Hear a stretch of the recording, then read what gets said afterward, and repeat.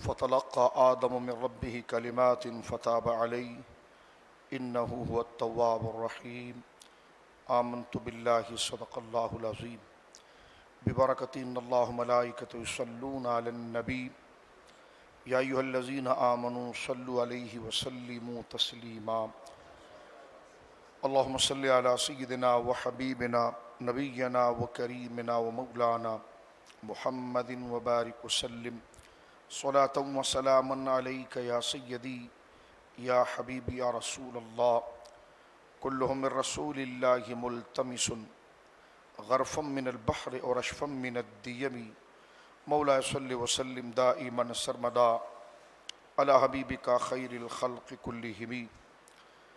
اللہ کی حمد و ثنا نبی محترم صلی اللہ علیہ وسلم کی بارگاہ مقدسہ میں انتہائی محبت و عقیدت سے درود و سلام پیش کرنے کے بعد تمام تعریف اللہ وحدہ لا شریک کے لیے ہے۔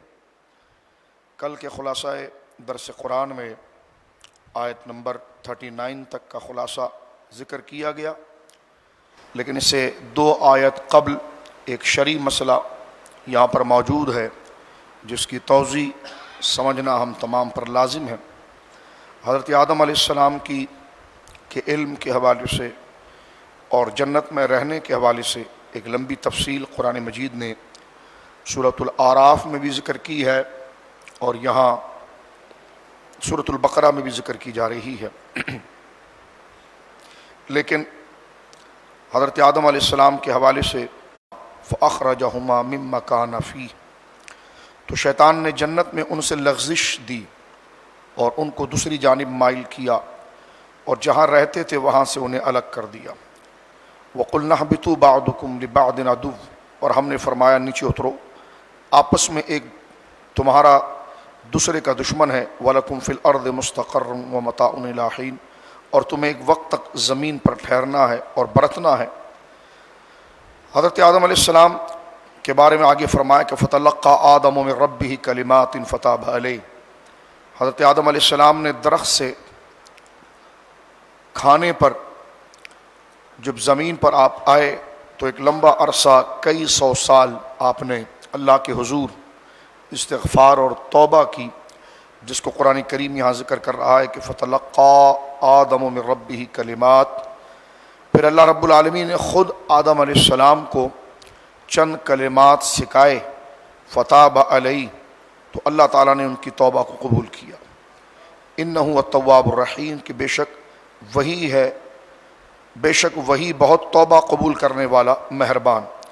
بڑا مشہور واقعہ ہے حضرت آدم علیہ السلام والا، اس میں صرف ایک بات قابل غور ہے جو ذکر کی جائے گی کہ اللہ رب العالمین نے یہ آزمائش رکھی تھی آپ پر اور آپ کی زوجہ حضرت حوا پر کہ یہ جو درخت ہے اس سے آپ نے نہیں کھانا ہے۔ وہ درخت سے حکمت کے اعتبار سے اور ہزارہا حکمتیں، حضرت آدم اس کے قریب ہوئے اور اس سے دانہ کھایا اور آپ زمین کی طرف آئے، اور اللہ رب العالمین نے پھر آپ کی رجوع پر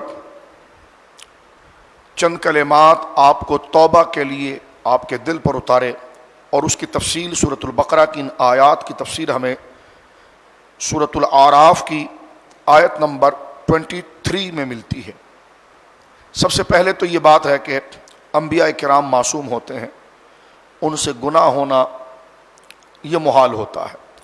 ہمارے علماء نے لکھا ہے کہ نبی کا معصوم ہونا ضروری ہے، اور معصوم یعنی عصمت، اور یہ عصمت نبی کا ملکہ اور خاصہ ہے کہ نبی اور فرشتے کے سوا کوئی معصوم نہیں۔ اماموں کو انبیاء کی طرح معصوم سمجھنا گمراہی اور بددینی ہے۔ عصمت انبیاء کے یہ معنی ہے کہ ان کے لیے حفظ الہی کا وعدہ ہو لیا، جس کے سبب ان سے صدور گناہ شرعاً محال ہے۔ بارہ شریف میں مسئلہ بھی لکھا ہے کہ انبیاء کرام شرک، کفر اور ہر ایسے امر سے جو خلق کے لیے باعث نفرت ہو، جیسے کذب ہے، خیانت ہے، جہل ہے وغیرہ صفات ذمیمہ یعنی بری عادتوں سے، نیز ایسے افعال، ایسے کام جو وجاہت و مروت کے خلاف ہیں، اعلان نبوت سے پہلے اور اعلان نبوت کے بعد بالاجماع معصوم ہیں۔ اور کبائر سے بھی مطلقاً معصوم ہے، اور حق یہ ہے کہ تعمد صغائر سے بھی، یعنی جان بوجھ کر جانتے ہوئے کہ یہ گناہ صغیرہ ہے، کبیرہ تو صدور ہی نہیں ہے، لیکن یہ گناہ جو ہے وہ صغیرہ ہے، اس کا ارتکاب کرنا، اس سے انبیاء کرام صغیرہ گناہ سے بھی جان بوجھ کر اس میں ملوث ہونے سے اعلان نبوت اور اعلان نبوت کے بعد دونوں صورتوں کے اندر انبیاء کرام بالکل عامیانہ تقریر میں سمجھ لیں اللہ ان کو کیوں معصوم بناتا ہے، سوال ہے، اور دیگر کو معصوم کیوں نہیں بناتا؟ اللہ ان کو معصوم اس لیے بناتا ہے کہ ان میں دین کو محفوظ، دین کو ان میں جمع کرنا ہوتا ہے، محفوظ کرنا ہوتا ہے، وحی کو محفوظ کرنا ہوتا ہے، اور اللہ کا کلام قرآن اور وحی ان میں محفوظ ہوتی ہے، اور ملاوٹ تبدیل کر دینا، اس سے وہ معاف رہیں اور محفوظ رہیں، یہ عقل بھی چاہتی ہے تاکہ انسانوں کے لیے جو ہدایت ہو تو ایک ایسی ذات تو ہو جس پر اعتبار کیا جائے کہ یہ جو کہہ رہا ہے یہ بالکل کامل ہے، عقل اس بات کا تقاضا کرتی ہے۔ ہاں، انبیاء کے بعد چاہے وہ صحابہ ہوں، اولیاء ہوں، دیگر ہوں، ان کا معصوم ہونا اس لیے ضروری نہیں ہے کہ معصوم بنانے کی جو ضرورت تھی وہ نبی کو بنا کر وہ کام کر دیا گیا ہے، آگے ضرورت باقی نہیں ہے، تو جب آگے ضرورت باقی نہیں ہے تو وہ معصوم نہیں، ان سے حفاظت کا وعدہ ہے کہ وہ اللہ رب العالمین کی عنایات میں تقوی و طہارت کی وجہ سے اس حلقہ نور کے اندر تقوی میں رہتے ہیں، یاد الہی میں رہتے ہیں، اور وہ بھی گناہ نہیں کرتے، لیکن ممکن ہے ان سے ارادتاً جان بوجھ کر کہ جانتے ہوئے وہ خطا کر جائیں اور گناہ کر جائیں، یہ ان کے لیے ممکن ہے، اور پھر وہ دوبارہ رجوع فوراً کر لیتے ہیں اور صدق دل سے معافی طلب کر لیتے ہیں۔ یہ عقیدہ محفوظیت کا ہے۔ معصومیت کا عقیدہ یہ ہے کہ ان سے ارادتاً جان بوجھ کر عمدن انٹینشن کسی صورت کے اندر نہ اعلان نبوت سے پہلے نہ اعلان نبوت کے بعد گناہ کبیرہ یا صغیرہ نہیں ہو سکتا۔ گناہ کبیرہ اور صغیرہ تو دور کی بات ہے، حضرت صدر الشریعہ فرماتے ہیں وہ افعال، کیونکہ وہ ماڈل ہوتے ہیں لوگوں کے لیے، اللہ کے نمائندے ہوتے ہیں، ایک تو دین ان میں محفوظ ہوتا ہے، دوسرا ان کی شخصیت اخلاق کے حوالے سے اگر ان کے اندر کوئی ایسے غیر اخلاقی حرکات آ جائیں تو لوگ ان سے تنفر کر کے بھاگ جائیں گے۔ تو جو دین کا جو ان کو کامل مظہر بنایا ہے وہ تو چیز ڈیلیور نہیں ہو پائی۔ تو ایک تو یہ ہے کہ ان سے ارادتاً، بار بار میں جملہ کہہ رہا ہوں، ارادتاً گناہ نہیں ہوتا، جیسے ہم سے ہوتا ہے، ہم جانتے، ہم بالکل پارسائی کے ساتھ رہتے ہیں۔ غیر نبی انسان جو ہے وہ چاہے تقوی و طہارت میں اللہ کے ولی ہوں یا جو بھی ہوں، غیر نبی وہ تقوی و طہارت کے ساتھ رہتے ہیں، لیکن ہو جانا یہ الگ مسئلہ ہے، وہ بچتے ہیں، لیکن ممکن ہے کہ ان سے گناہ ہو جائے، اور گناہ اس فعل کو کہتے ہیں کہ غلطی کو غلطی جان کر، غلط کو غلط جان کر پھر بندہ اس کا جو ارتکاب کرتا ہے اس کو گناہ کہتے ہیں۔ اور انبیاء کرام سے اللہ رب العالمین اس چیز کو عصمت کے وصف کے ذریعے روک دیتا ہے کہ وہ غلط کو غلط جان کر اس میں انوالو ہو جائیں، یہ نہیں ہو سکتا۔ ہاں، بھول ان پر طاری ہو جاتی ہے، اور بھول اللہ اس لیے طاری کرتا ہے کہ اس سے بے شمار حکمتیں لوگوں کے سامنے ظاہر ہوتی ہے، اس لیے ان پر بھول کو طاری کرتا ہے۔ جیسے حضرت آدم علیہ السلام پر یہ بھول آ گئی اور آپ نے گندم کا دانہ کھایا۔ بات میری مکمل نہیں ہوئی ہے، گندم کے دانے کے حوالے سے بات آگے چلے گی، لیکن غیر انبیاء کو معصوم بنانے کی ضرورت نہیں۔ ہاں، وہ متقی پرہیزگار ہوتے ہیں، یہ بالکل ٹھیک، لیکن ان سے گناہ کا ہو جانا ارادتاً یہ ممکن ہے، ممکن ہے، پھر وہ توبہ بھی کرتے، پھر اللہ رب العالمین ان کو پھر بڑا درجہ عطا فرماتا ہے۔ قرآن کریم میں ان کا ذکر موجود ہے کہ رجوع کرنے والے، توبہ کرنے والے، ان سے مراد وہی ہیں۔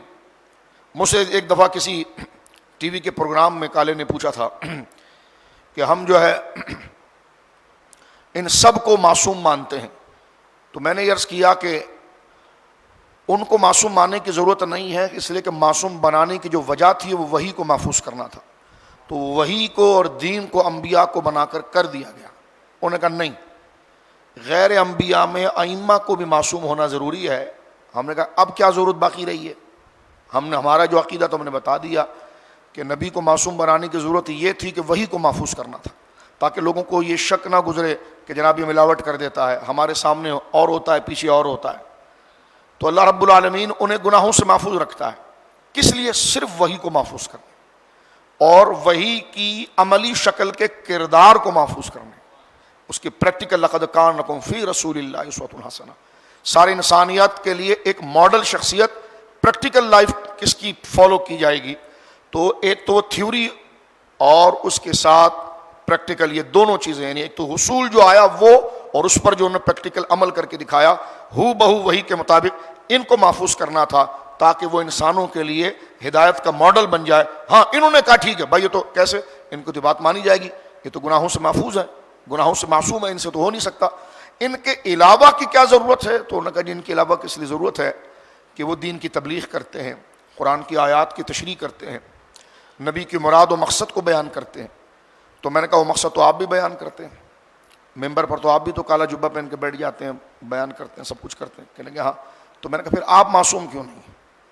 اگر شرط یہ ہو کہ دین کے مبلغ کے لیے بھی معصوم ہونا شرط ہے تو آپ مبلغ نہیں ہیں. کہنے لگے جی ہیں. تو میں نے کہا پھر آپ معصوم کیوں نہیں ہیں؟ تو لہٰذا عقلاً بات بالکل اہل سنت کی سمجھ میں آتی ہے کہ معصوم بنانے کی جو وجہ تھی وہ وحی کو محفوظ کرنا تھا، وہ اللہ رب العالمین نے حضرت انبیاء پر کر دیا. انبیاء کرام میں ایسے افعال، کیونکہ آگے جو آیت حضرت آدم کے لیے آ رہی ہے پہلے قانون سمجھیں، ایسے افعال، ایسے کام جو وجاہت و عزت اور مروت کے خلاف ہوں، خدا اس سے بھی ان کو محفوظ رکھتا ہے. بازار میں کھڑے ہو کر کھانا،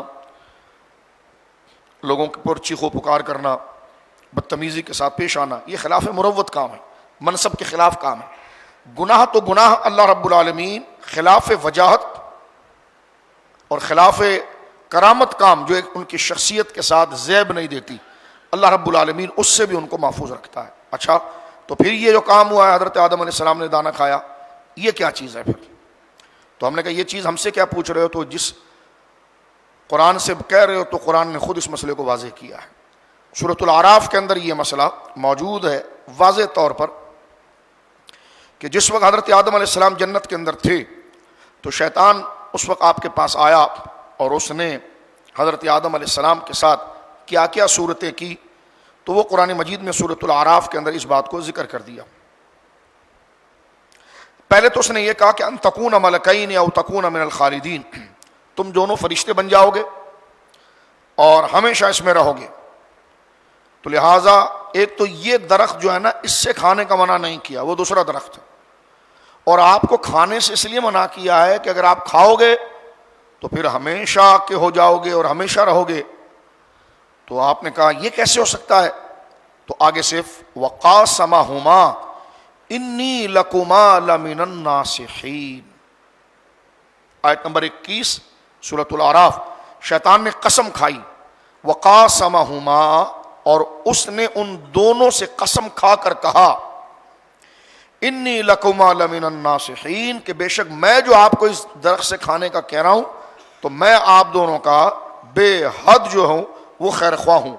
حضرت آدم نے سوچا کہ ایک بندہ اللہ کی قسم، سب سے پہلی جھوٹی قسم کھائی اس، اور وہ اللہ کے نیک بندے، انہوں نے کہا کہ اللہ رب العالمین جل والا کی قسم کھا کر کوئی جھوٹ کیسے بول سکتا ہے. ادھر پھر آپ نے اس کے کہے پر، اعتماد دلانے پر وہ دانہ کھایا، اور جب دانہ کھایا تو پھر وہ دانہ کھاتے وقت پھر بھی اگر ذہن میں کچھ رہے تو پھر آپ سورہ اعراف سے سورہ طٰہٰ میں آ جائیں. سورہ طٰہٰ میں اس مسئلے کو اور کلیئر کیا گیا. اور ہمیشہ یاد رکھیں قرآن کریم کے کسی بھی سبجیکٹ یا موضوع کو جب آپ زیر بحث لائیں، ڈسکس میں لائیں، تو پہلے دیکھیں وہ ٹاپک کہاں کہاں پر ڈسکس کیا گیا ہے. اب حضرت آدم کا یہ مسئلہ جو سورہ بقرہ میں، وہاں سے ہمارے لیے کلیئر نہیں ہو رہا کہ بس دانہ کھایا اور جنت سے نکال دیا گیا. ٹھیک ہے، سورہ اعراف میں آئے تو مسئلہ اور کلیئر ہوا، وہاں پر تھوڑا اور ڈیٹیلز، کیونکہ قرآن کے اجمال سے بات کرتا کہ تفصیل سے. وہاں یہ بتایا کہ نہیں، شیطان نے قسم کھا کر کہا تھا کہ یہ وہ درخت نہیں، آپ کھا لیجئے، اور اس سے منع نہیں کیا گیا. اس سے پتہ چلا کہ آپ نے اس پر اعتماد کیا. سورہ طٰہٰ میں جا کر بالکل اس کا گویا کہ اینڈ بیان کر دیا، اور اللہ نے فرمایا وَلَقَدْ عَهِدْنَا إِلَىٰ آدَمَ، ہم نے آدم سے عہد لیا تھا. سورہ طٰہٰ آیت نمبر 115 میں ذکر ہو رہا ہے. یہ بڑی ضروری چیز ہے. من قبل، اس سے پہلے، فَنَسِيَ، آدم بھول گئے. اب اللہ خود کہہ رہا ہے فَنَسِيَ، آدم بھول گئے.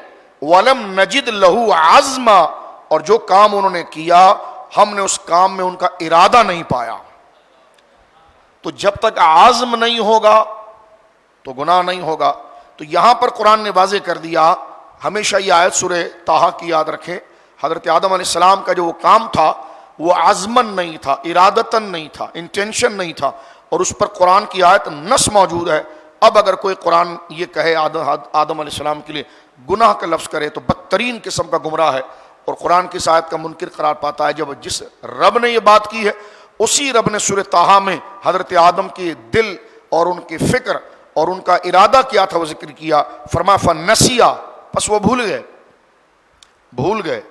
اور انبیاء کرام کا بھلایا جانا بے شمار حکمتوں میں ہوتا. اگر وہ بھولتے نہیں تو تم کہاں ہوتے اور میں کہاں ہوتا, یا زمین کہاں ہوتی اور آسمان. پہلے ہی قرآن کہہ چکا تھا کہ جب حضرت آدم کو اللہ رب العالمین نے بنانا تھا تو اللہ نے یہ نہیں فرمایا تھا کہ میں نے ان کو جنت میں خلیفہ بنایا.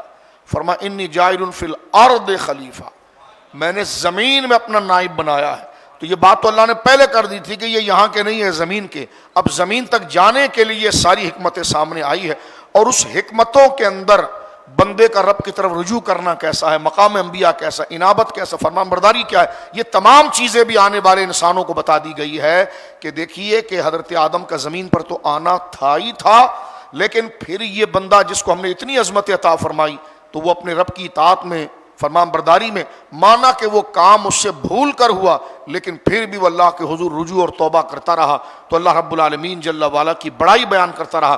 تو یہ اللہ کے فرمان برداروں کا ایک عمل جو تھا وہ زمین پر آنا, زمین کی آبادی کا ہونا, انسانوں کا بسنا اور موت و حیات کا قائم ہونا, جنت و دوزخ کا پورا سلسلہ چلنا, پوری انسانیت اور حکمت الہیہ جو اس کائنات کے ساتھ موجود ہے اس کے ظہور کی وجہ آپ بنے ہیں. اور ساتھ میں اللہ کی اطاعت میں بندے کو کیسا عاجز, فرمان بردار, مطیع ہونا چاہیے, یہ ساری باتیں ایک واقعے اس گندم کے واقعے کے ساتھ واضح ہو گئی ہے.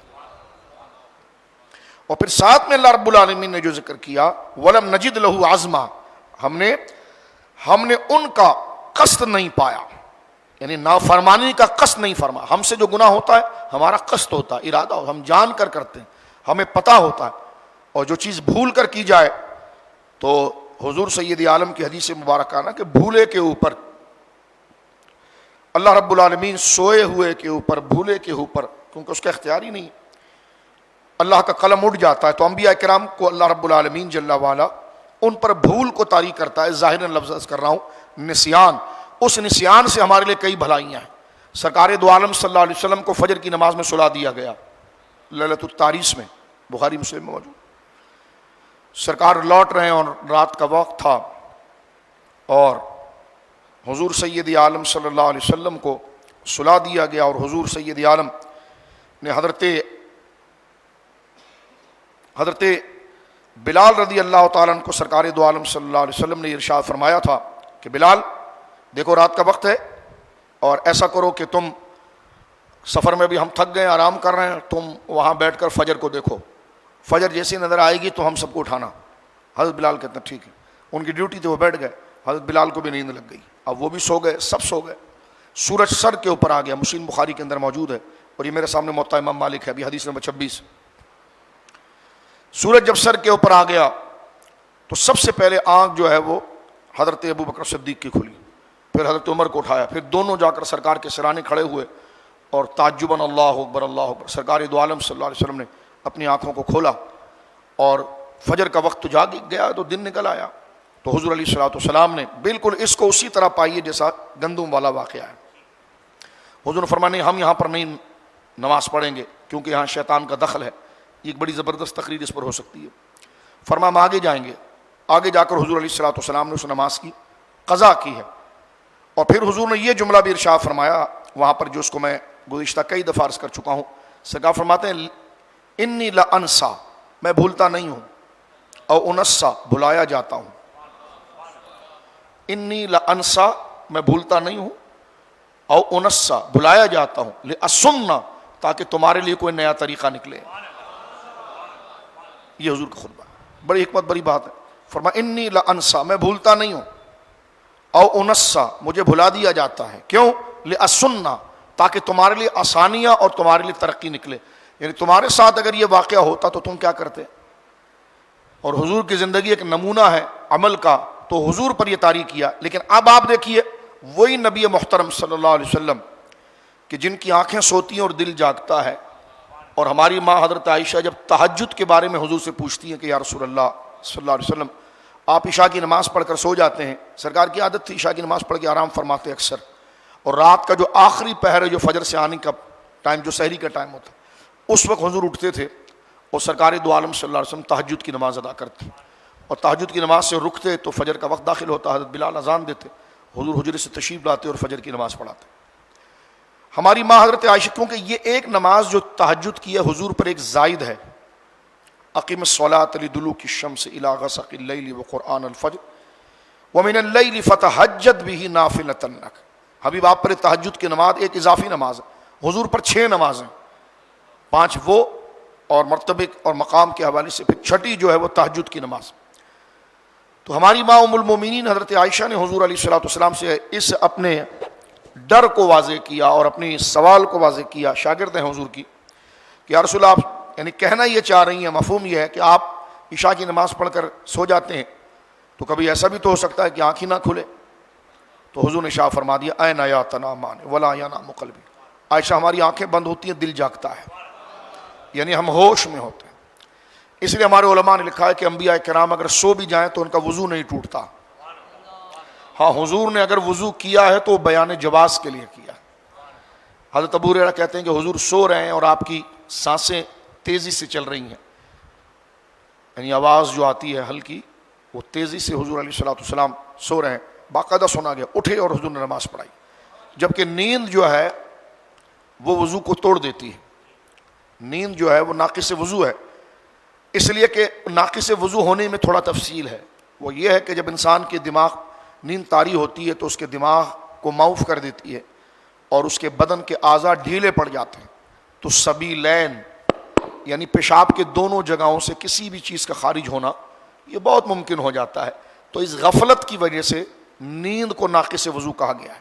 لیکن اگر آپ اس طرح سو رہے ہیں کہ بغیر ٹیک لگائے، اور اس طرح کہ آپ کی سورین اور مقد جو زمین پر جمع ہوا ہے تو اس نیند سے وضو نہیں جاتا، تو نفس نیند ناقص وضو نہیں ہے، لیکن وہ نیند کہ جو غفلت کی طرف لے جائے، جیسے ٹیک لگایا تو ایک آسرا ہو گیا، اب یہ نیند اور اس نیند میں بڑا زبردست فرق ہوتا ہے کہ اس میں ٹیک نہیں لگایا، یا اس طرح سویا ہوا ہے کہ اس کو نیند کا جھٹکا آیا، جھٹکا اس طرح ہے کہ ایک طرف کی مقد اس کی یعنی ایک طرف کا حصہ بدن کا اڑ گیا، اس کا سورین اڑ گئی، تو یہ وہ غفلت اس کے اوپر انتہائی طاری ہو گئی ہے، اس وقت فقہا فتویٰ دیتے ہیں کہ جناب اس کا وضو ٹوٹ گیا، یا اس نے ٹیک لگا کر سو رہا ہو تب بھی، اب تو جب ٹیک لگایا ہوا تو مکمل جمع ہوا، اب کیسے پلٹے گا، لیکن اگر اس نے ٹیک لگایا تو مکمل غفلت اس کے اوپر طاری ہے، اس کا وضو ٹوٹ گیا۔ سونے سے تو بدرجہ اولا ٹوٹ جاتا ہے، یہاں تو سرکار سو رہے تھے لیکن حضور اٹھے، دونوں عمل حضور سے ثابت ہے، اٹھ کر حضور نے بعض دفعہ حضور نے وضو بھی کیا ہے، بعض دفعہ وضو نہیں کیا،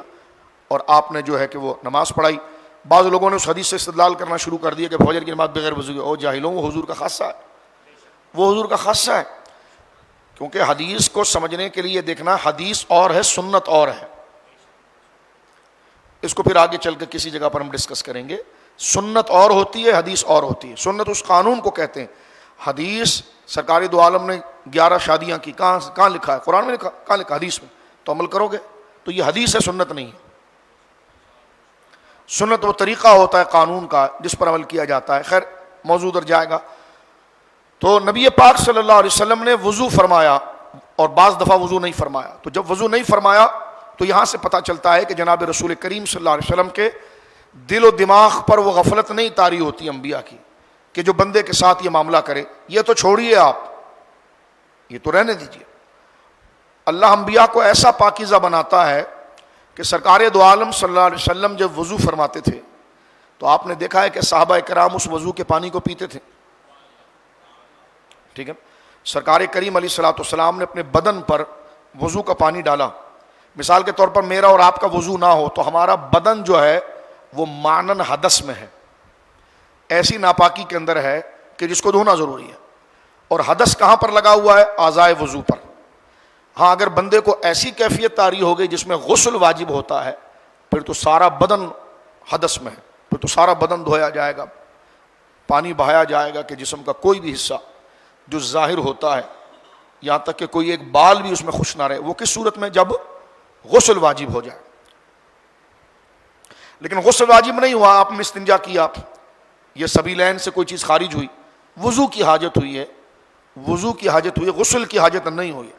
تو وضو کی حاجت میں کیا ہوتا ہے؟ جو ہمارے اعضائے وضو ہیں، چہرہ، ہاتھ، سر، پاؤں، یہ موضع وضو ہیں، وضو کی جگہ ہے، اس پر حدث ایک قسم کی ناپاکی موجود ہے. لیکن یہ وہ ناپاکی وہ نہیں ہے جو وہ ہے. اب جب بھی بندہ نماز کے لیے جائے گا تو ان اعضاء کو دھوئے گا. پانی جب لے گا ایسا پانی لے گا جو طاہر و مطہر ہو، ایسا پانی ہو کہ جو پاک بھی ہو، پاک کرنے والا بھی ہو، استعمال شدہ نہ ہو. وہ پانی لے کر جب بندہ ہاتھ پر ڈالے گا تو وہاں پر ڈال رہا ہے جہاں حدث موجود تھا.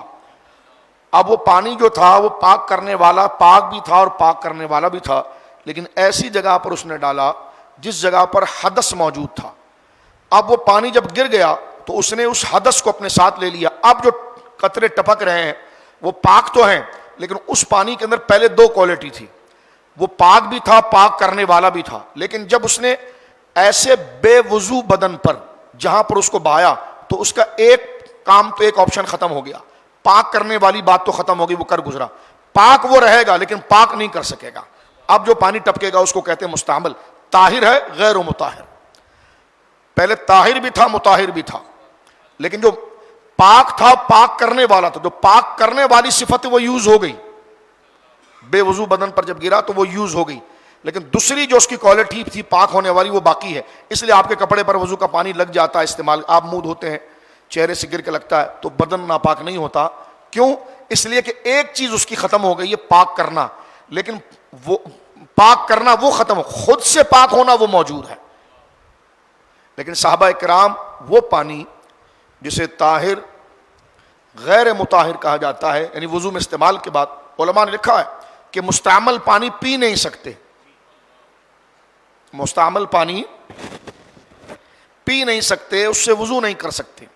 ہاں بدن پر لگ گیا تو پاک ہے، لیکن وہ دوبارہ کیونکہ اس کا کام ختم ہو گیا. اب دوبارہ آپ ایسا کریں کہ وضو کر رہے ہوں اور وضو کا پانی گر رہا ہو، اس کو مٹکے میں جمع کر لیا، اس سے پھر آپ نے وضو نہیں، اب نہیں ہو سکتا. وہ پانی ہے، پاک ہے، پی بھی نہیں سکتے، اس سے آپ وضو بھی نہیں کر سکتے. لیکن میں کہنا چاہتا ہوں سرکار نے بول برات شریف فرمایا اور حضور تشریف لائے اور سرکار نے وضو کیا. اب اپنے بدن پاک پر جب حضور نے پانی ڈالا تو عام قاعدے کے اعتبار سے سمجھنے کے لیے انسانوں کے لیے پانی مستعمل ہو جاتا ہے. لیکن سرکار نے جیسے پانی ڈالا، پانی گرا تو صحابہ نے ہتیلی میں لے کر پی لیا. تو اعلیٰ حضرت نے اس پر فتاوی رضویہ شریف کی جلد نمبر 1 پر بہت باکمال خطاب کیا ہے کہ حضور کے بدن مبارک کو اللہ نے ایسا بنایا کہ اس پر حدث کبھی آتا ہی نہیں ہے. کہ دیکھیں صحابہ کرام وہ فریش پانی نہیں پی رہے ہیں بلکہ وہ پانی پی رہے ہیں جس سے حضور نے استعمال کر لیا ہے. تو جب حضور نے استعمال کر لیا ہے تو وہ پانی استعمال ہونے کے باوجود بھی اس کے دونوں وصف باقاعدہ رہتے ہیں. اس کا مطلب یہ کہ پانی وہاں یوز ہوا ہے جہاں ناپاکی تھی نہیں. اللہ کی سرتاب قدم، سرتاب قدم، سرتاب قدم. وجود جو ہوتا ہے نا، ہم ایسے پڑھ کے جلدی اللہ کی سرتاب قدم، وہ کیا کہہ رہے ہیں اعلیٰ حضرت؟ اس شعر میں وہ علم کلام اور فقہی مسئلہ سمجھا رہے ہیں.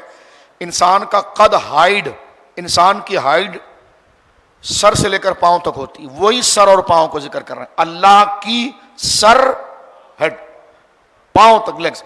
اللہ کی سر تاب قدم شان ہے. یہ کس کی شان ہے؟ اللہ کی شان ہے. اللہ کی شان ہے آپ سر سے لے کر پاؤں تک. اب اس کو نظم میں کیسے کہتے ہیں؟ اللہ کی سر تاب قدم شان ہے یہ انسان نہیں، انسان وہ انسان ہے. یہ واقعی میں ایسے انسان ہے؟ ایسا انسان بتا دیجئے کہ جس کے بدن پر جناب وضو کی حاجت ہو اور بدن استعمال کر لیا جائے اور پانی پاک رہ جائے. جن کی بول و براز کو صحابہ کرام رضوان اللہ نے پیا، پسینہ مبارکہ سے استفادہ کیا. آج سائنس بھی کہتی ہے کہ ہمارے بدن کے اندر 80% پانی ہے. جو ہم پانی پیتے ہیں وہ پسینہ بن کر نکلتا ہے. پانی پیتے ہیں میٹھا، اندر ہمارے اندر انٹرنل پتہ نہیں کیا چیز ہے، میٹھا پیتے ہیں وہ پیشاب میں بدبو بن جاتا ہے، پسینے بدبو بن جاتا ہے. سرکار سادہ کوئی پانی پی لے مٹکے سے، چشمے سے، وہ حضور کے بدن میں جاتا ہے تو ایسی خوشبو بن کے باہر آتا ہے کیونکہ پسینہ اندر سے آتا ہے نا، وہ جو پانی آپ نے پیا ہے. سرکار پیتے ہیں تو سرکار کا باطن کیسا ہے؟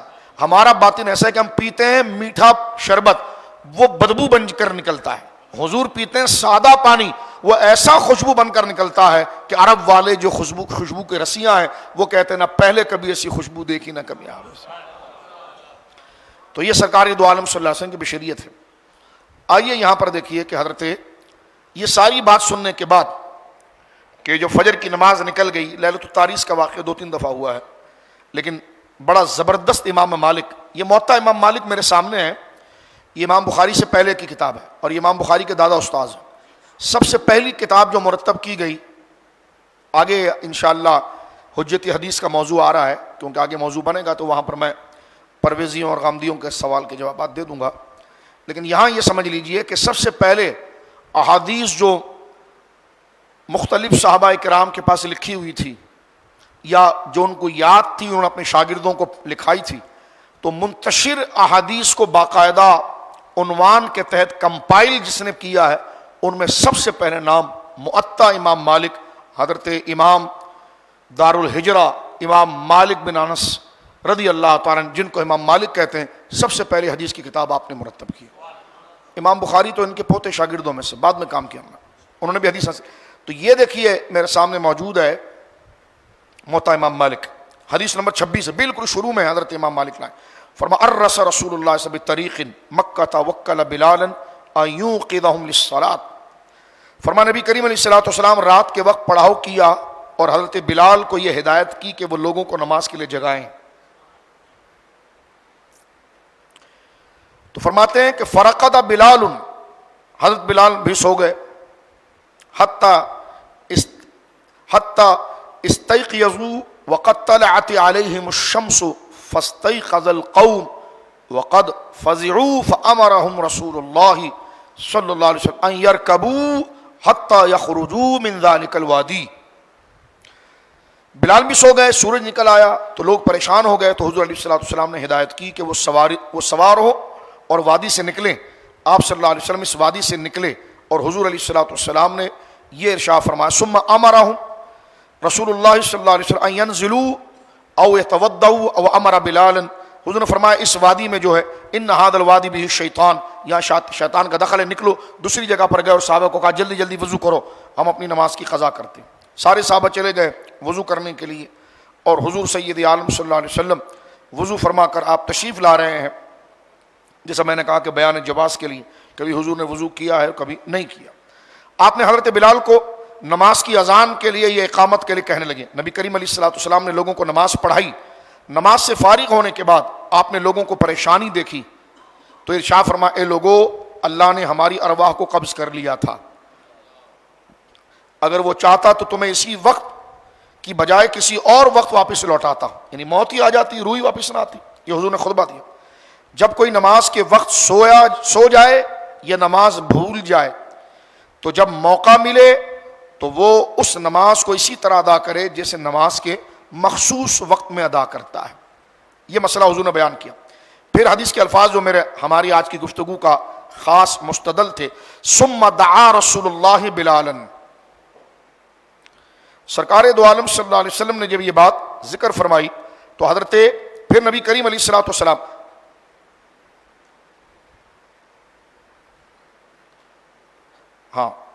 ثم التفت رسول اللہ الی ابی بکر، نماز پڑھانے کے بعد حضور علیہ الصلوۃ والسلام حضرت ابو بکر کی طرف متوجہ ہوئے، ابھی حضرت بلال دور کھڑے ہوئے، فقال، اور حضرت ابو بکر کہا ان الشیطان آتا بلالا، ابو بکر تمہیں پتہ ہے نماز کیسے چلے گی؟ ارے نماز کیسے چلے گی، سب سو گئے۔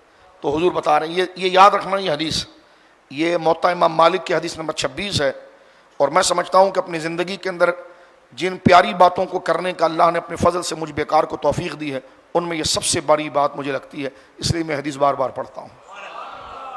اللہ اس کے صدقے ہماری قبر اور حشر کی منزل آسان۔ صحابہ کو نماز پڑھا دی اور نماز پڑھانے کے بعد حضور علیہ الصلوۃ والسلام نے حضرت ابو بکر کو دیکھ کر فرمایا ابو بکر تمہیں پتا نماز کیسی چلی گئی؟ کہنے گے حضور کیسے؟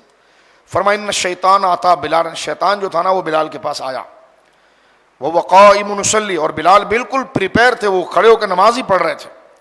فاستعجج، جب وہ ٹیک لگا کر بیٹھے بلال کے پاس جب آیا، شیطان بلال کے پاس جب آیا تو اس وقت حضرت بلال جو ہے نماز پڑھ رہے تھے تو شیطان نے ان کو دبانا شروع کیا۔ تو حضرت بلال نے نماز ختم کی اور آپ کو ذرا سستی طاری ہوئی تو آپ لیٹ گئے، اور جب لیٹ گئے تو حضور علیہ الصلوۃ والسلام ارشاد فرماتے ہیں کہ اس شیطان نے کیا کیا تھا. فرماتے ہیں بلال کو لٹا دیا اور یحدیو کما یحدی الصبی، ایسی تھپکی دینے لگا جیسے ماں بچے کو تھپکی دیتی، سو جا سو جا سو جا سو. یہ حضور فرماتے ہیں حتیٰ نامہ، یہاں تک کہ بلال سو گیا. اچھا یہ بات ساری حضور نے حضرت ابو بکر کو بتا دی. ثم، پھر اس کے بعد دعا رسول اللہ بلالا، حضور نے پھر آواز دی بلال ادھر آؤ. بلال آئے. فاخبر بلال رسول اللہ مثل الذی اخبر رسول اللہ صلی اللہ علیہ وسلم. بلال آئے اور کہنے کہ حضور بس میں معذرت چاہتا ہوں، میں نماز پڑھ رہا. وہی ساری باتیں کی جو حضور نے ابھی حضرت ابو بکر سے کی حدیث کی. فاخبر بلال رسول اللہ علیہ السلام مثل الذی اخبر رسول اللہ ابا بکر. یہ موطا امام مالک. وہی بات کے بعد حضور میں کیا کروں، حضور میں نماز پڑھ رہا تھا، بس مجھے ایسی ہلکی سی نیند آئی اور تھوڑا مزہ آنے لگا اور میں لیٹ گیا اور سو گیا. تو سرکار نے جب حضرت ابو بکر کی طرف دیکھا تو حضرت ابو بکر نے فرمایا فقال ابو بکر اشہد انک رسول اللہ، حضور میں گواہی دیتا ہوں کہ آپ اللہ کے رسول ہیں. یہ موطا امام مالک کی حدیث ہے جو میں نے آپ کے سامنے ابھی پڑھی ہے، اور یہ حدیث نمبر 26 تھی جس کو امام مالک نے نقل فرمایا. تو یہاں پر آپ دیکھیے کہ انبیاء کرام کو بلایا جاتا ہے اور اس بلانے سے کتنے مسائل جو ہے وہ حل ہو جاتے ہیں. یہاں پر کسی کہنے والے نے ایک بات کہی کہ جناب شیطان تو جیت گیا، جبکہ یہاں مسئلہ حل ہو چکا ہے. قرآن کی آیت میں نے آپ کے سامنے واضح طور پر پڑھ دی ہے، اور اللہ رب العالمین جل وعلا کا یہ کلام آیت نمبر 115 سورہ طٰہٰ، اس کو یاد رکھیں. وَلَمْ نَجِدْ لَهُ عَزْمًا. بعض بدتمیز قسم کے لوگ جب حضرت آدم کے اس مبارک واقعے کی طرف آتے ہیں جس میں ہزارہ حکمتیں ہیں، بڑے مذاق میں باتیں کرتے ہیں. ایک تو درس قرآن دینے والی کوئی عورت تھی بڑی مشہور ہے، وہ معاذ اللہ اس نے غالب کا شعر یہاں پڑھ دیا تھا حضرت آدم کے لیے کہ بڑے بے آبرو ہو کر تیرے کوچے سے ہم نکلے. معاذ اللہ نے ان کو خلیفہ بنایا اور وہ کہہ رہی ہے کہ بڑے بے آبرو ہو کر تیرے کوچے سے ہم نکلے. یہ انبیاء کے لیے بات، اس لیے ہم کہتے ہیں درس کے لیے سنی ہونا چاہیے. تم چاہے قرآن پر جتنا بھی عبور کرو، تم کہیں نہ کہیں ڈنڈی ضرور مارتے ہو، اس لیے کہ سرشت کے اندر وابیوں تمہارے ادب نہیں ہے. تو یہ بات کرنا کہ بڑے بے آبرو ہو کر تیرے کوچے سے ہم نکلے، معاذ اللہ، العیاذ باللہ، وہ بھی حضرت آدم کے، جبکہ خدا ان کا رب خود کہہ رہا ہے وَلَمْ نَجِدْ لَهُ عَزْمًا، ہم نے ان کے اس کام کے اندر قصد و ارادہ نہیں پایا. تو جب قصد و ارادہ نہیں تھا تو پھر اسے گناہ کیسے کہہ سکتے ہیں. میں نے اس لیے عقیدہ بیان کر دیا. یہاں پر آخری بات عرض کرتا ہوں، پھر ہم بات کو، کیونکہ آگے کا موضوع ایک ضروری موضوع ہے اور لازم موضوع ہے، وہ انشاءاللہ العزیز کل کے اوپر ہم چھوڑیں گے. اس واقعے سے نکلتا ہے. یہاں پر کوئی کہنے والا یہ کہنے لگا کہ دیکھو شیطان تو جیت گیا. علماء نے کہا کیسے؟ کہا اس نے حضرت آدم کو جنت سے نکال دیا، اس کا کام تھا، جب اس نے نکلوا دیا تو جیت تو وہ گیا. تو بڑا زبردست حکمت بھرا جواب، کیونکہ سچ کو بڑے سنبھل کے بتانا پڑتا ہے. جھوٹ تو ایک چٹکی ہوتی ہے، اور سب ایسی بنی اسرائیل کے سامری کی طرح ہمارے لوگ فوراً اٹریک ہوتے ہو کیا بات کر دی کیا بات کر دی. تو جھوٹ ہے، اور کاٹ شانٹ کے بات کرنا الگ بات. تہمت آسان ہے، سمجھانے کے لیے تھوڑا ٹائم لگتا ہے، لیکن آج اتنا شارٹ کٹ کا دور ہے کہ ہم تھم نیل کو سن کے سمجھتے ہیں دین. ہم ڈاکٹر بننے کے لیے، انجینئر بننے کے لیے پہلے اسکولنگ ہمارا تقریباً 12 سال اسکولنگ اور کالج چلتا ہے، 12 سال 14 سال. اس کے بعد پھر 4 5 6 سال ہماری یونیورسٹی ہوتی ہے، پھر جا کر ہم کہتے ہیں یہ علم سمجھ میں آیا. تو اچھی بات ہے، کوئی اس کا ہم رد نہیں کر رہے ہیں، ٹھیک ہے جو طریقہ ہے تاکہ بندہ اس میں میچور ہو. لیکن میں صرف یہ کہنا چاہتا ہوں، دل پر ہاتھ رکھ کر بتائیں آپ کہ دنیاوی تعلیم کے لیے 16 سال 18 سال لگا کر آپ اس کو سمجھنے میں راضی ہوتے ہیں، دین کو آپ نے 40 سیکنڈ کے تھم نیل پر چھوڑا ہوتا ہے. ایک سمجھنے کی بات نہیں شاہ صاحب 1 گھنٹے کی تقریر نہیں ہونی چاہیے، 40 سیکنڈ کی ہونی چاہیے. میں نے کہا جاؤ عیش کرو، ہمارا کام یہ نہیں ہے دل میں بات اتار دینا. بات بتا رہے ہیں، 40 سیکنڈ میں کیا بات بتائیں. اگلے نے جو تجھے جھوٹ سکھایا ہے، روایت کا غلط مطلب بتایا ہے، تو ہم تو تجھے سیاق و سباق ہر طریقے سے سمجھا کر بتائیں گے تاکہ تو پختہ ہوگا اور سمجھے گا. تو سچ کو سمجھانے کے لیے زخم لگانا آسان ہے، اور اس کو مندمل کرنے کے لیے پٹی پر پٹی تبدیل کرنا، اس کو کرنا، تو لہذا سچ تک اپروچ میں ٹائم لگتا ہے، اور انسان بڑا جلد باز ہے، وہ جھوٹ کو ایڈوپٹ کر کے اپنی آخرت کو تباہ کرتا ہے، سچ کے لیے ٹائم نہیں نکالتا۔ تو اب آپ دیکھیں ایک ہی مسئلہ عصمت کا ہے، آج پورا درس اس پر آ رہا ہے، تاکہ ہر گوشے سے ہم اس کو کور کریں اور کوئی شیطان ہمارے ذہنوں کے اندر یہ بات نہ ڈالیں، اور ہم اپنے کسی دوست اور بھائی کے لیے سمجھانے کا باعث بنے، جس طرح میں نے آپ کے سامنے پیش کیا۔ اور قرآن کریم کی آیت بھی میں نے آپ کو بتا دی، وَلَمْ نَجِدْ لَهُ عَزْمًا، سورۃ الطٰہٰ آیت نمبر 115۔ اللہ یہ فرماتا ہے کہ ہم نے آدم کے اس عمل کے اندر علیہ السلام قصد و ارادہ نہیں پایا۔ کہنے کہ حضرت آدم علیہ السلام کو جنت سے نکال تو دیا گیا، اور شیطان نے حضرت آدم کو خود تو نکلا تو ان کو بھی لے کر نکلا، تو جیت تو وہ گیا۔ ہم نے کہا نہیں، اس میں ہزارہ حکمتیں ہیں۔ اب سے سمجھانے کے لیے، اس جانور کو سچ سمجھانے کے لیے تھوڑا ٹائم لینا پڑتا ہے ہمیں۔ ہم پہلے یہ کہتے ہیں کہ پہلے یہ دیکھیں کہ حضرت آدم کو بنایا کیوں گیا تھا، انی جاعل فی الارض خلیفہ، ان کو زمین میں اللہ نے نائب بنایا، ان کو زمین پر بھیجا اس لیے کہ پھر آگے نوح انہی میں سے آئے، ابراہیم انہی میں سے، عیسیٰ انہی میں سے آئے، موسیٰ انہی میں سے آئے، داؤد و سلیمان انہی میں سے، سرکار انہی میں سے علیہ السلام۔ بتا ایسے انسان تاریخ انسانیت پر اور اللہ کی مخلوق میں ایسی زبردست کوئی مخلوق آئی ہے کہ جس طرح انبیاء کرام کا مقام تھا؟ کہ نہیں، کہ یہی تو بات تھی کہ حضرت آدم کے ذریعے اللہ اپنی قدرت اور اپنی مہربانیوں کو ظاہر کرنے کے لیے حضرت آدم کو زمین پہ اتارا۔ اور یوں سمجھ لو کہ حضرت آدم علیہ السلام کی پشت میں، کیونکہ وہ سارے انسانوں کے باپ ہیں بلا تشبیہ، جو نیک ہیں یا بد ہیں سب انہی سے پیدا ہوئے، سمجھانے کے لیے عرض کر رہا ہوں یہاں پر۔ اب وہ بھی جنت میں آپ کے ساتھ بیٹھے ہوئے تھے، تو ان افلاطونوں کا کیا کام ہے جنت میں؟ تو اللہ رب العالمین نے حضرت آدم کو زمین پر اتارا، اور ان کی پشت سے وہ ساری اولادیں نکلی، جو کافر تھے وہ الگ ہوئے، مومن الگ ہوئے۔ جب دونوں الگ ہو گئے، مکمل ہو گئی، پھر قیامت کا دن ہوگا، حضرت آدم دوبارہ اپنے ان اہل ایمان بچوں کو جو جنت کے حقدار تھے ان کو لے کر ہمیشہ جنت میں جائیں گے، اور شیطان ہمیشہ جہنم میں جلے گا۔ تو پتا ہو حضرت آدم جیتے یا شیطان جیتا؟ حضرت آدم جیتے۔ فتح کس کی ہوئی؟ حضرت آدم کی ہوئی، اور اللہ رب العالمین جل وعلا نے ان تمام طریقے کو ظاہر فرمایا، اور ہزارہ حکمتیں اس کے اندر تھی۔ اللہ نے اپنی ذات کو ظاہر فرمانا تھا، کائنات کو قائم کرنا تھا، بندے کا اپنے رب سے کیا رشتہ ہوتا ہے، طریقہ کیا ہوتا ہے۔ اور یہ جو قرآن نے کہا نا فتلقى آدم، اللہ رب العالمین جل وعلا نے یہ جو بات ارشاد فرمائی ہے کہ فتلقى آدم من ربہ کلمات، اللہ نے آدم علیہ السلام پر اپنے کلمات کو اتارا، فتاب علیہ، اور حضرت آدم علیہ السلام نے اس کے ذریعے جو اللہ رب العالمین جل وعلا کی بارگاہ میں رجوع لائے، اور اللہ رب العالمین نے ان کلمات کی وجہ سے آپ کے ان معاملات سے درگزر فرمایا۔ وہ کلمات سورۃ الاعراف کے اندر موجود ہے، آیت نمبر 23 میں، قالا، ان دونوں نے کہا، کون؟ آپ نے اور آپ کی اہلیہ نے، ربنا ظلمنا انفسنا، اے اللہ ہم نے اپنی جانوں پر زیادتی کی۔ یہ تقاضا بندگی ہے، اپنے رب کے حضور بات کرنا۔ ربنا ظلمنا انفسنا وان لم تغفر لنا وترحمنا لنکونن من الخاسرین۔ یہ وہ کلمات ہیں جو اللہ رب العالمین نے سورۃ البقرہ میں ذکر فرمایا، جو ہم نے آدم کے علیہ السلام پہ اتارے، اس کا ذکر سورۃ الاعراف میں آگے چل کر آ رہا ہے۔ اور میں یہی عرض کر رہا تھا کہ قرآن کے کسی بھی ٹاپک کو جو بندہ ڈسکس کرتا ہے تو اس ٹاپک سے متعلق جہاں جہاں اس ٹاپک کو قرآن نے لایا ہے وہ تمام آیتوں کو ایک طرف کرنا پڑے گا، اور پھر اس کا گہرا بندہ مطالعہ کرتا ہے تو پھر ٹھوکریں نہیں کھاتا ہے۔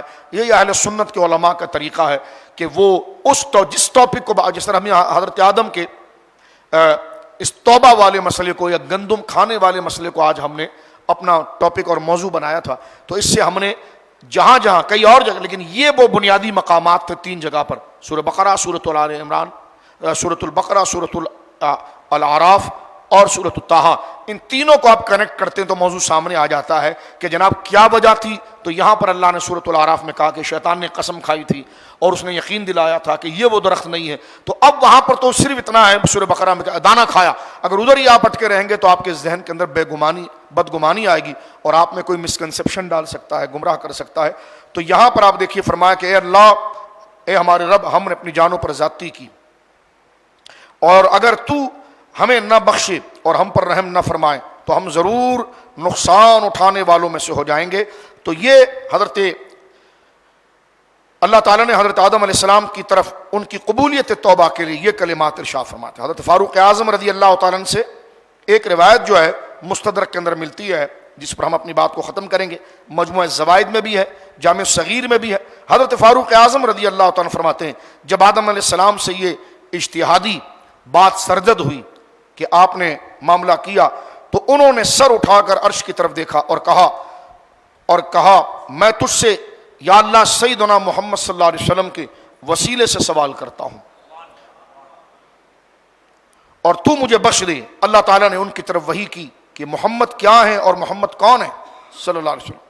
تب انہوں نے کہا کہ تیرا نام برکت والا ہے یا اللہ، تو نے جب مجھے پیدا کیا تھا تو میں نے عرش کی طرف سر اٹھا کر دیکھا تو اس پر لکھا تھا لا الہ الا اللہ محمد الرسول اللہ صلی اللہ علیہ وسلم۔ تو میں نے جان لیا کہ اس سے زیادہ مرتبہ کس شخص کا ہوگا جس کا نام تو نے اپنے نام کے ساتھ ملا کر لکھا ہے۔ تو اللہ تعالیٰ نے ان پر وحی کی کہ اے آدم وہ تمہاری اولاد میں ہیں اور آخر النبیین ہیں، اور ان کی امت تمہاری اولاد میں آخری امت ہے، اور اے آدم اگر وہ نہ ہوتے تو میں تم کو پیدا نہ کرتا۔ یہ بھی حدیث کے اندر موجود ہے، قرآن میں وہ کلمات موجود ہے۔ بہت تطبیق ہو سکتی ہے کہ حضرت آدم نے یہ بھی فرمایا اور وہ کلمات بھی ذکر کیے۔ اہل سنت نہ اس کے منکر ہیں نہ اس کے منکر ہیں، دونوں باتیں یہاں پر شامل کر کے کہ ربنا ظلمنا انفسنا وان لم تغفر لنا وترحمنا لنکونن من الخاسرین۔ کل کا جو ہمارا موضوع ہوگا اس میں یہ روایت انشاءاللہ دوبارہ زہر بحث آئے گی۔ آج ہم نے گویا کہ یہاں پر خاص طور پر جس ٹاپک کو ہم نے آج لیا ہے وہ آیت نمبر 30 سے لے کر 39 تک کا خلاصہ آج ہم نے انشاءاللہ الحمدللہ کر لیا ہے۔ کل انشاءاللہ العزیز 89 تک آیات کا ہم خلاصہ کریں گے تاکہ اس میں موجود جو ضروری باتیں وہ ہمارے سامنے آ جائے۔ ربنا تقبل منا انک انت السمیع العلیم وتب علینا یا مولانا انک انت التواب الرحیم۔ اللہم ارنا الحق حقا وارزقنا اتباعہ وارنا الباطل باطلا وارزقنا اجتنابہ۔ اللہم اہدنا الصراط المستقیم صراط الذین انعمت علیہم غیر المغضوب علیہم ولا الضالین۔ اشرا رحمت ہے، پڑھ لیجئے قل رب اغفر وارحم وانت خیر الراحمین۔ رب اغفر وارحم وانت خیر الراحمین، رب اغفر وارحم وانت خیر الراحمین۔ اللہ تمام عالم اسلام پر فضل فرمائے، بالخصوص فلسطین پر اللہ اپنا خاص فضل و کرم فرمائے۔ وصلی اللہ علی خیر خلقہ محمد وآلہ وصحبہ اجمعین برحمتک یا ارحم الراحمین۔